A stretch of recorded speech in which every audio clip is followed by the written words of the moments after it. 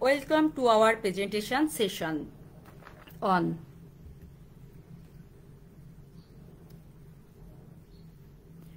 Thermodynamics and Heat Engine 6706 on 6th semester Mechanical Department Chapter 1 The Scope and Basic Concept of Thermodynamics, presented by Engineer Jannatul Firdausi, Instructor Mechanical, Dhaka Polytechnic Institute.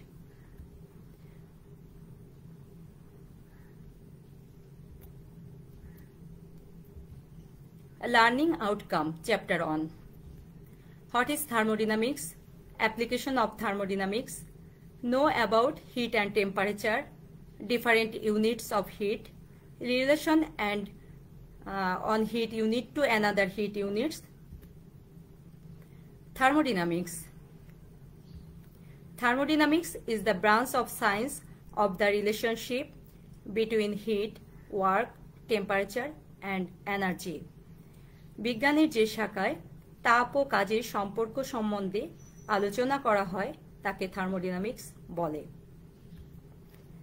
Applications of thermodynamics. Refrigerators, deep freezers, industrial refrigeration system, air conditioning system, heat pumps, air and gas compressor, blowers, fans run on various thermodynamic cycles, etc. এগুলো সবই থার্মোডাইনামিক্সের প্রয়োগক্ষেত্র সমূহ। Heat and temperature. Heat is the thermal energy transferred from a hotter system to a cooler system that are in contact. তাপ এক প্রকার শক্তি যা ঠান্ডা বা গরমের অনুভূতি জন্মায়। Temperature is a measure of the average kinetic energy of the atoms or molecules in the system.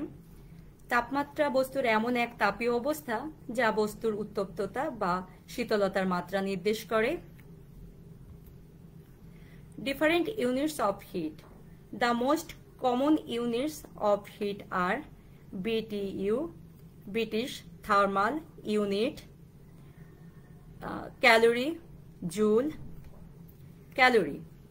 In CGL unit, heat is expressed in the unit of calories, which is further said to be the heat energy needed to increase the temperature of 1 gram of clean water by 1 degree centigrade temperature.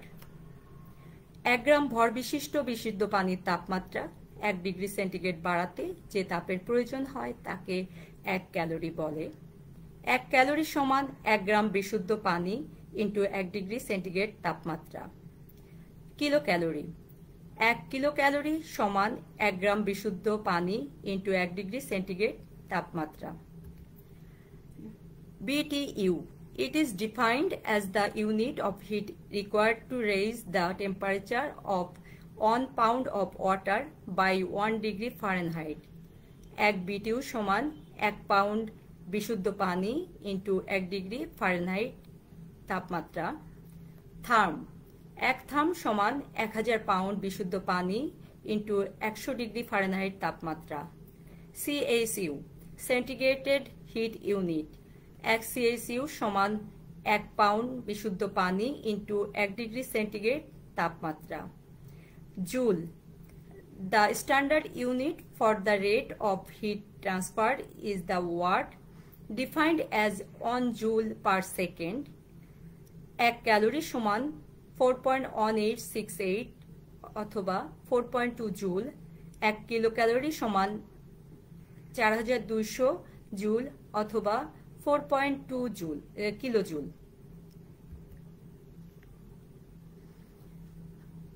Relation on heat unit to another heat units. Relation between BTU and calorie. On BTU সমান 1 pound বিশুদ্ধ পানি into 1 degree Fahrenheit তাপমাত্রা। আমরা জানি 1 pound সমান 453.6 গ্রাম এবং 1 degree Fahrenheit সমান 5/9 degree centigrade. সেখান থেকে আমরা পাচ্ছি 252 ক্যালোরি। আবার আমরা জানি 252 ক্যালোরি সমান 1 বিটিউ, অতএব 1 ক্যালোরি সমান 1/252 বিটিউ।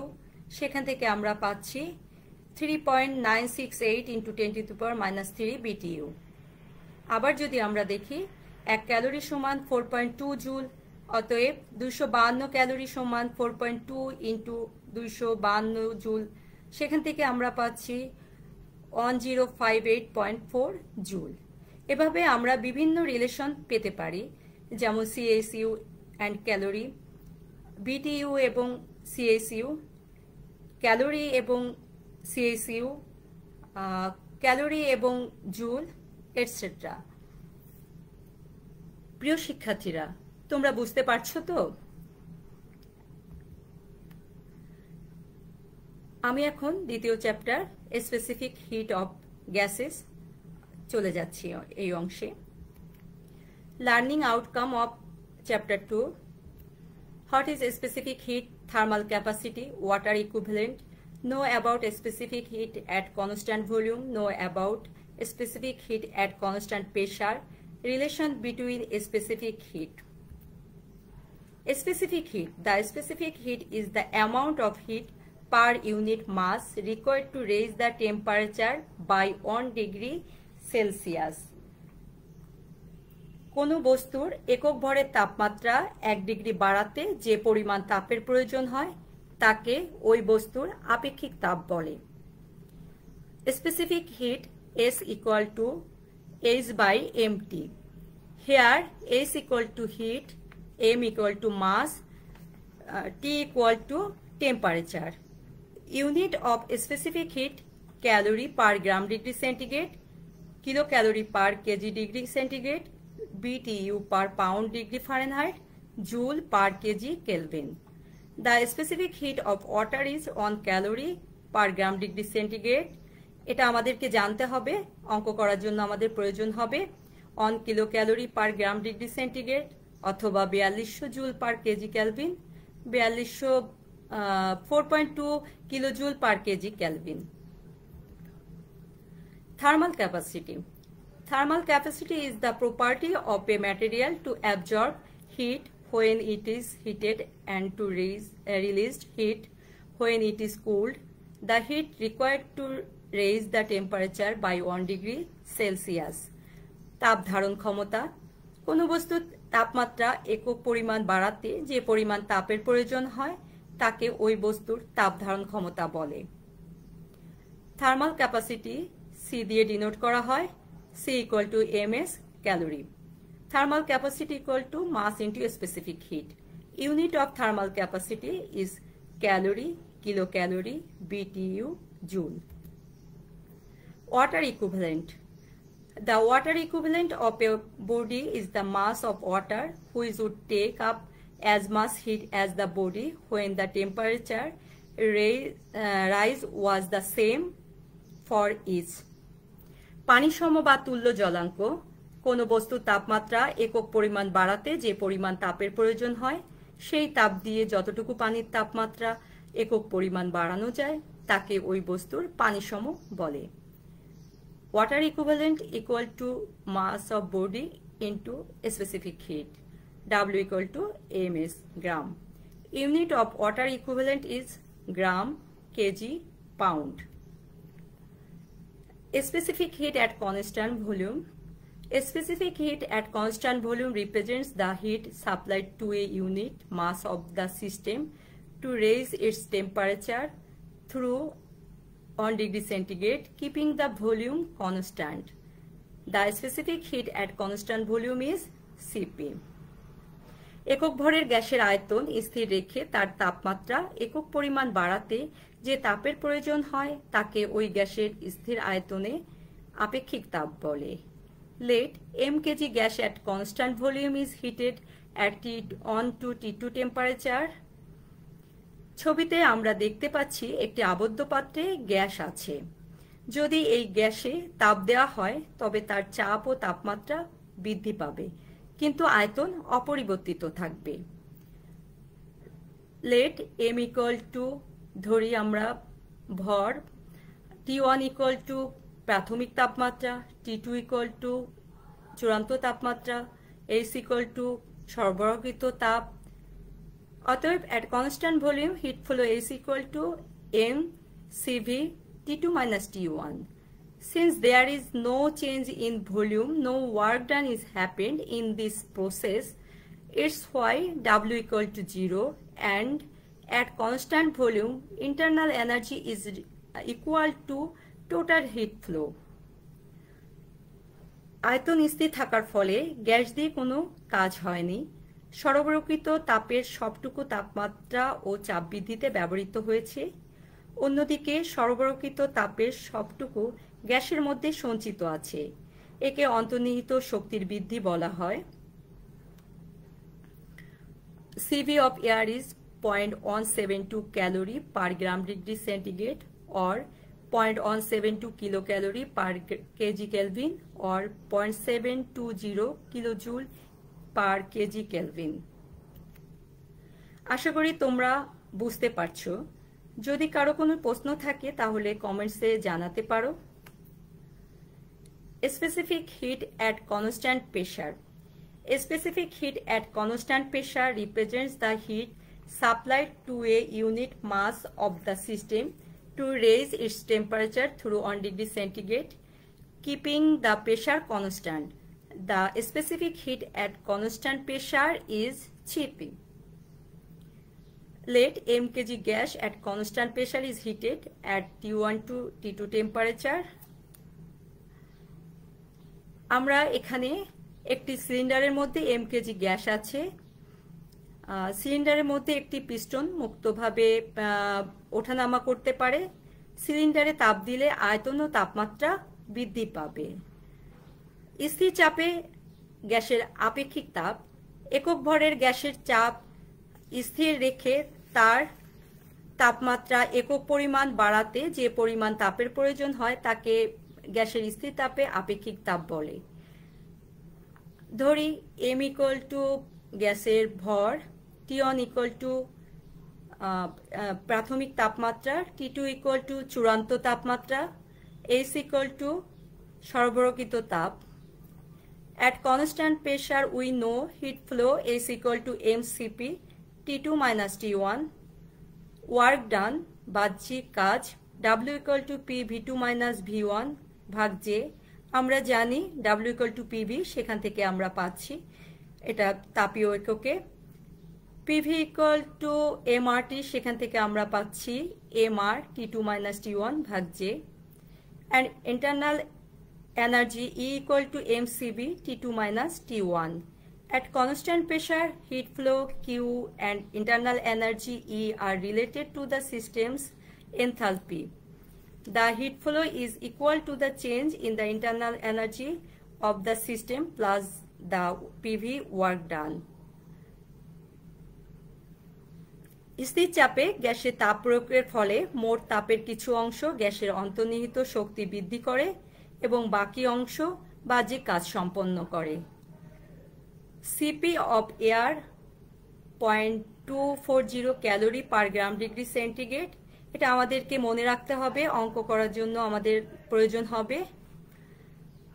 এই প্রমাণ থেকে তোমরা যে প্রশ্নগুলো উত্তর পাবে সেগুলো হলো আপেক্ষিক তাপদ্বয়ের সম্পর্ক হতে আপেক্ষিক তাপে স্থির চাপে গ্যাসের আপেক্ষিক তাপ, স্থির আয়তনে গ্যাসের আপেক্ষিক তাপ, এগুলো পাবে। Relation between specific heats CP and CV আমরা আগেই দেখেছি সিপি এবং সিবি কিভাবে বের করতে হয়। Let mkg gas at constant pressure is heated at T1 to T2 temperature. ধরি আমরা গ্যাসের ভর m, T1 প্রাথমিক তাপমাত্রা, T2 চূড়ান্ত তাপমাত্রা, V1 প্রাথমিক আয়তন, V2 চূড়ান্ত আয়তন, H equal to সরবরাহকৃত তাপ, P equal to স্থির চাপ, Cp equal to স্থির চাপে আপেক্ষিক তাপ, Cv equal to স্থির আয়তনে আপেক্ষিক চাপ। We know at constant pressure heat flow H equal to mCp T2 minus T1. Work done W equal to P V2 minus V1 ভাগ J। Equal to mr T2 minus T1 ভাগ J, এগুলো আগেই আমরা প্রমাণে দেখতে পেয়েছি। And internal energy E equal to mCB T2 minus T1. At constant pressure, heat flow and internal energy are released to the system enthalpy. The heat flow is equal to the change of the internal energy of the system plus the PV work done. আমরা পূর্বে এগুলো প্রমাণ করে এসেছি। আমরা যদি continue করি, the first law of thermodynamics we know is equal to E plus W. তাপগতিবিদ্যার প্রথম সূত্র থেকে আমরা জানি সরবরাহকৃত তাপ সমান অন্তর্নিহিত শক্তি প্লাস বাহ্যিক কাজ। At constant pressure is equal to mCB T2 minus T1 plus P V2 minus V1 ভাগ J, এগুলো আমরা পেয়েছি। সেই মানগুলো যদি আমরা বসাই, mCP T2 minus T1 equal to mCB T2 minus T1 plus P V2 minus V1 ভাগ J, একে যদি আমরা 1 নম্বর সমীকরণ দেই। Characteristics equation of a gas we know, আমরা জানি গ্যাসের বৈশিষ্ট্যগত সমীকরণ থেকে আমরা পাই PV equal to mRT, এখানে R গ্যাস ধ্রুবক, PV1 সমান সমান mRT1 প্রাথমিক অবস্থায়, PV2 সমান mRT2 চূড়ান্ত অবস্থায়। সেখান থেকে আমরা পাচ্ছি PV2 minus V1 সমান mRT2 minus T1। এই যে মানগুলো আমরা পেলাম, এই মানগুলো এখন যদি আমরা 1 নম্বর সমীকরণে বসাই, তাহলে আমরা দেখতে পাবো mCP T2 minus T1 সমান mCB T2 minus T1 plus mR T2 minus T1 ভাগ J। অতএব CP equal to CB plus R by J। এখানে আমরা m এবং T2 minus T1 কমন নিয়ে বাদ দিয়েছি, সেখান থেকে আমরা পাচ্ছি CP equal to CB plus R by J। সবাই বুঝতে পারছো তো? CP minus CB equal to R by J, এটা তাপীয় এককে। আর আমরা যদি যান্ত্রিক এককে যাই, তাহলে CP minus CB equal to R আমরা দেখতে পাচ্ছি। If gamma equal to CP by CB, অতএব CB into gamma minus 1 equal to R by J তাপীয় এককে, এটাও আমরা প্রমাণ করতে পারি।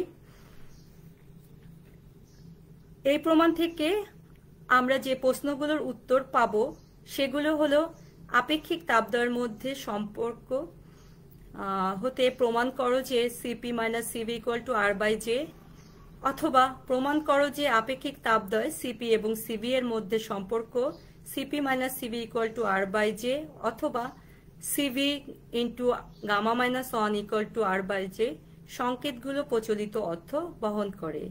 এটা একটা গুরুত্বপূর্ণ প্রমাণ। ছাত্রছাত্রীবৃন্দ, আমি আশা করব তোমরা প্রমাণটি বুঝতে পেরেছো। Chapter 3, Concept of Latent Heat and Sensible Heat. Learning Outcomes, Chapter 3. What is sensible heat and latent heat? Classification of latent heat. How to calculate sensible heat and latent heat.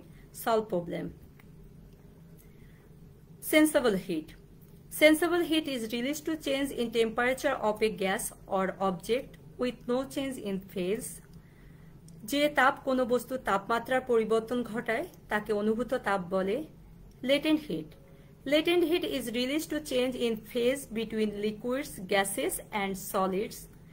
তাপমাত্রার পরিবর্তন না ঘটিয়ে একক ভরের কোনো বস্তুর এক অবস্থা হতে অন্য অবস্থায় রূপান্তরিত হতে যে তাপ গ্রহণ বা বর্জন করে তাকে ওই পদার্থের ওই অবস্থা পরিবর্তনের সুপ্ত তাপ বলে। Sensible heat and latent heat diagram. এখানে আমরা একটা ডায়াগ্রাম দেখতে পাচ্ছি সেন্সিবল হিট এবং লেটেন্ট হিটের। এখানে আনুভূমিক অবস্থায় স্টোরেড হিট আছে এবং উলম্ব অবস্থায় টেম্পারেচারকে ধরা হয়েছে। এখানে আমরা টেম্পারেচারে যে পরিবর্তন পাচ্ছি সেখান থেকে আমরা দেখতে পাচ্ছি সেন্সিবল হিট। এই যে পরিবর্তন হচ্ছে এটা সেন্সিবল হিট, আবার এখানে যে পরিবর্তন হচ্ছে এটা হচ্ছে সেন্সিবল হিট। কিন্তু যেখানে পরিবর্তন হয় নাই এই লাইনটা, সেটা হচ্ছে আমাদের লেটেন্ট হিট, মানে শুধু এখানে অবস্থার পরিবর্তন হয়েছে। Classification of latent heat. Latent heat of fusion, গলনের সুপ্ত তাপ। কঠিন অবস্থা হতে তরল অবস্থায় পরিণত হতে গৃহীত তাপ। লেটেন্ট হিট অফ সলিডিফিকেশন, কঠিনীভবনের সুপ্ত তাপ। তরল অবস্থা হতে কঠিন অবস্থায় পরিণত হতে বর্জিত তাপ। লেটেন্ট হিট অফ ভ্যাপোরাইজেশন, বাষ্পীভবনের সুপ্ত তাপ। তরল অবস্থা হতে বাষ্পে পরিণত হতে গৃহীত তাপ। লেটেন্ট হিট অফ কন্ডেনসেশন, ঘনীভবনের সুপ্ত তাপ। বায়বীয় অবস্থা হতে তরল অবস্থায় পরিণত হতে বর্জিত তাপ। এখানে আমি সংজ্ঞাগুলো দিয়েছি আবার। List of unit of different latent heat. CGS পদ্ধতিতে বরফ গলনের ও পানির কঠিনীভবনের সুপ্ত তাপ 80 ক্যালোরি পার গ্রাম। এমকেএস পদ্ধতিতে 80 কিলো ক্যালোরি পার গ্রাম। এসআই ইউনিটে 335 kilo joule per KG. In CGS unit পানির বাষ্পীভবনের এবং ঘনীভবনের সুপ্ত তাপ 539 ক্যালোরি পার গ্রাম। এমকেএস পদ্ধতিতে 539 kilo calorie per KG. SI ইউনিটে 2257 কিলো জুল পার কেজি। এই মানগুলো আমাদেরকে মুখস্থ রাখতে হবে, আমরা যখন অঙ্ক করব আমাদের এই মানগুলোর প্রয়োজন হবে। The formula to calculate the sensible heat and latent hit.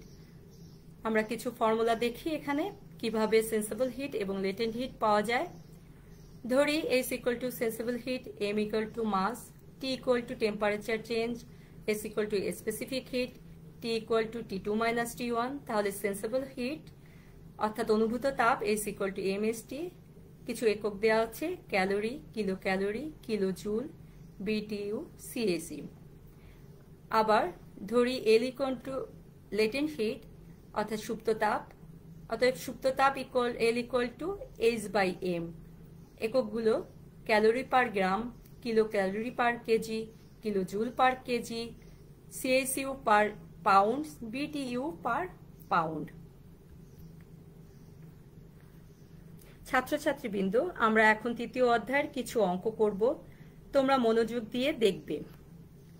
-10 degree centigrade তাপমাত্রার 5 কেজি বরফকে স্বাভাবিক বায়ুমণ্ডলীয় চাপে তাপ প্রয়োগ করে অতিতাপিত স্টিমে পরিবর্তন করা হলো।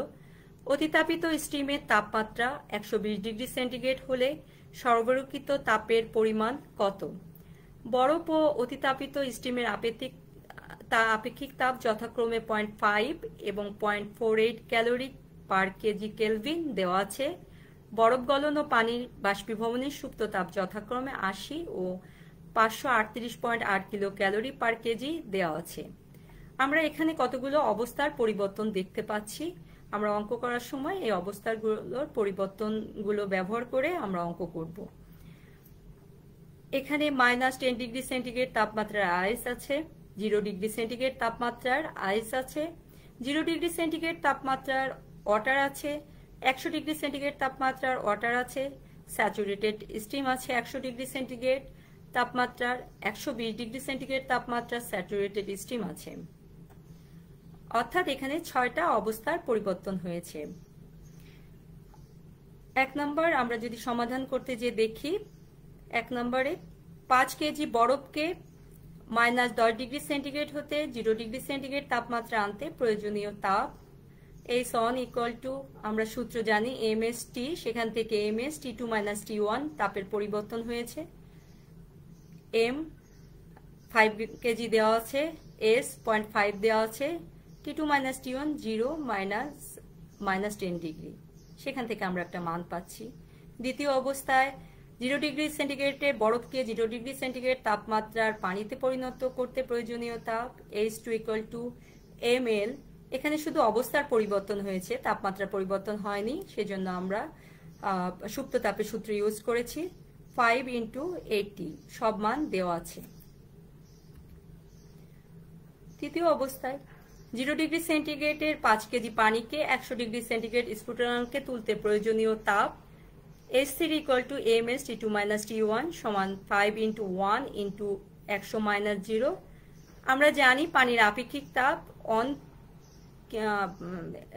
Kilo calorie per kg kelvin, সেখান থেকে এস এর মান অন ব্যবহার করা হয়েছে, সেখান থেকে আমরা একটা পার্ট পাচ্ছি।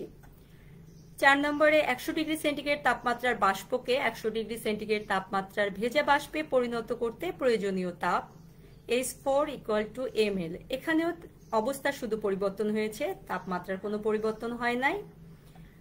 সেখান থেকে আমরা পাচ্ছি ml = 5 × 538.8, মানগুলো দেওয়া আছে।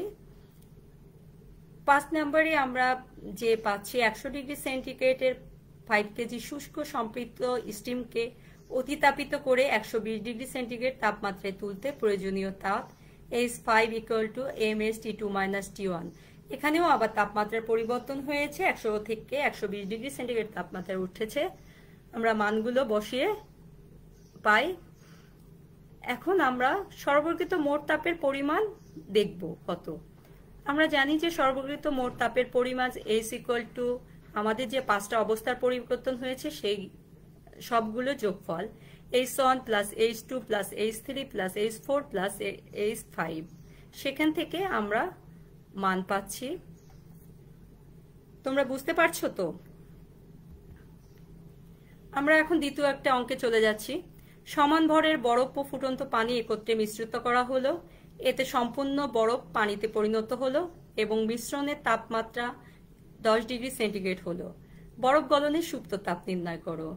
এখানে আমরা প্রথমে ধরে নিব বরফ গলনের সুপ্ত তাপ L ক্যালোরি/গ্রাম। বরফ ও ফুটন্ত পানি উভয়ের ভর m গ্রাম। 1 নম্বর অবস্থায় আমাদের 0 ডিগ্রি সেন্টিগ্রেড তাপমাত্রার 5 কেজি বরফ 0 ডিগ্রি সেন্টিগ্রেড তাপমাত্রার পানিতে পরিণত হতে গৃহীত তাপ H = ml। এখানে অবস্থার পরিবর্তন হয়েছে শুধু। 0 ডিগ্রি সেন্টিগ্রেড তাপমাত্রার m কেজি বরফ গলা পানি 10 ডিগ্রি সেন্টিগ্রেড তাপমাত্রার পানিতে পরিণত হতে গৃহীত তাপ H2 = mS/T।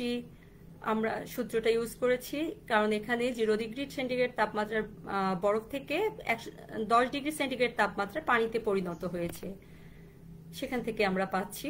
তৃতীয় অবস্থায় 100 ডিগ্রি সেন্টিগ্রেড তাপমাত্রার m গ্রাম ফুটন্ত পানি 10 ডিগ্রি সেন্টিগ্রেড তাপমাত্রায় নামাতে বর্জিত তাপ। এখানে তাপমাত্রা বর্জন করেছে, 100 ডিগ্রি থেকে 10 ডিগ্রি সেন্টিগ্রেড তাপমাত্রায় নেমে এসেছে। H3 = mS/T। এখানে S হচ্ছে যেহেতু আমার পানি সেজন্য অন ইন্টু 100 - 10। আমরা জানি গৃহীত তাপ সমান বর্জিত তাপ। গৃহীত তাপ H1 + H2 সমান বর্জিত তাপ H3। এখান থেকে আমরা L এর মান পাবো, m গুলো কাটা যাবে।